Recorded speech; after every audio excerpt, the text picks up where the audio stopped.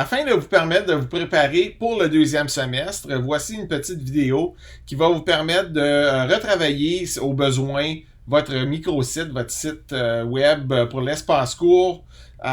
Donc, quelques petites suggestions et quelques petits rappels pour vous aider à vous préparer en conséquence. Premièrement, vous avez tous et toutes reçu votre nouvelle photo que nous avons prise à la rencontre du mois de novembre. Donc, vous pouvez facilement la changer en allant sur votre photo, en la sélectionnant, puis en cliquant sur les trois petits points et faire remplacer l'image. Vous allez importer, puisqu'elle est sur mon ordinateur, je vais choisir mon image ici.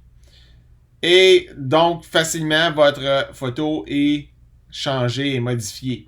Par la suite, les autres choses que vous pouvez modifier ici, qui seraient peut-être utiles, c'est surtout au niveau des pages. Donc, si vous avez des cours qui sont nouveaux au deuxième semestre, vous allez devoir ajouter une page si vous ne l'avez pas déjà fait. Si vous avez des cours que vous voulez enlever au deuxième semestre parce que vous ne l'enseignez pas, ben il y a une façon facile de masquer le tout.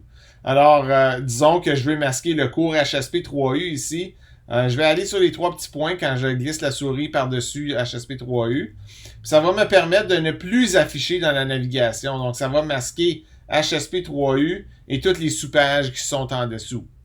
Au contraire, si vous avez masqué une page et vous voulez la démasquer, vous devez aller retourner au même endroit, afficher dans la barre de navigation, mais cette fois-ci, toutes les sous-pages, vous allez devoir le faire aussi. Malheureusement, la fonctionnalité ne fonctionne pas très efficacement dans Google Sites, mais c'est la façon dont vous pouvez réactiver quelque chose que vous avez déjà créé. Si vous voulez créer un nouveau cours et vous voulez bâtir à partir d'un cours qui existe déjà, vous pouvez faire dupliquer la page. Donc, en dupliquant la page, on va l'appeler un autre cours. Ici, je prends l'exemple HHS4U.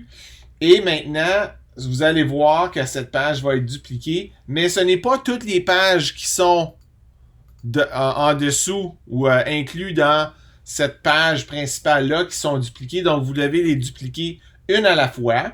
Donc, j'irai ici, je ferai dupliquer cette page-ci. J'enlèverai copie de pour calendrier et feuille de route. Je ferai terminer.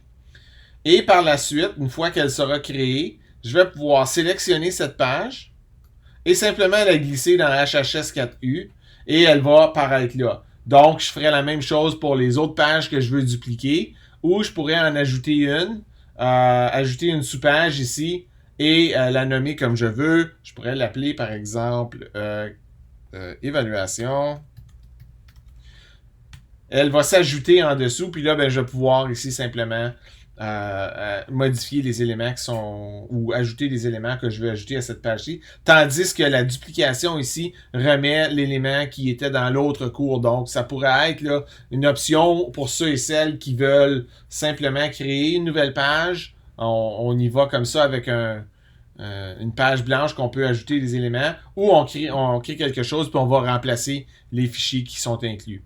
En faisant une duplication, on duplique aussi l'image dans la tête. Donc, si vous dupliquez HZT4U et ensuite vous créez une sous-page, vous avez vu, on utilise toujours la même image. Donc, peut-être avant de modifier ou d'ajouter la page, tu pourrais modifier ton image ici dans la page. Donc, je ferais changer d'image.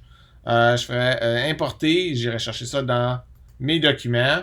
Là, il faudrait que je retrouve où ça se retrouve dans mon dossier espace court, je crois. Puis là, j'aurais, disons, je prends celui-ci. Donc, je modifie mon image. Elle va s'ajuster. La lisibilité va s'ajuster ici. Puis ensuite, si je veux créer ou dupliquer, ajouter une sous-page, je vais faire comme ça.